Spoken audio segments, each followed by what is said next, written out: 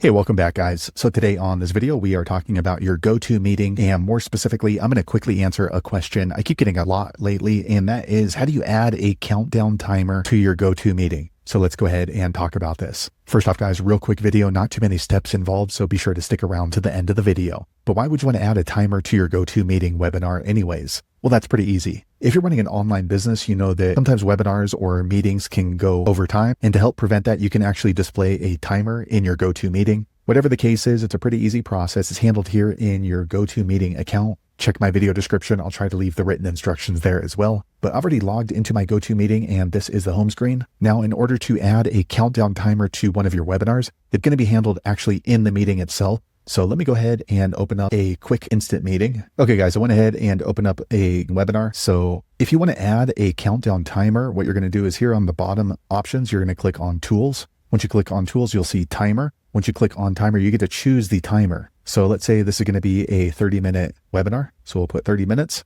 And next you want to choose, do you want the attendees to be able to see the countdown timer? I usually do, so that way they can be on the same schedule as I am. But if this is just for your own personal knowledge, you can uncheck that. That's really up to you. I'm going to go ahead and leave it on. And to start the countdown timer in GoTo Meetings, click on Start. And as you can see, the timer is going to show up right here at the top. Now, if you need to adjust it, you can easily just click on it, and then you can pause the timer, you can stop the timer, and you can hide the timer from attendees. Now, if you're going to extend this, you can easily just click back here on Tools, click on Timer again, and then you can just increase this. So we're at 30 minutes, but let's say we want to go ahead and have it for 40 minutes. We'll just change that and then start. And as you can see, the timer restarts at 40 minutes. So there you have it, guys. If you're wondering how to add a countdown timer to your GoTo Meeting, that's the easiest way I know how to do it. If you know an easier way, be sure to leave a comment below. Let the rest of us know how you did it. Hopefully you found that video useful. If so, click thumbs up or maybe consider subscribing to my channel, and I hope to see you on the next video. Thanks again for watching.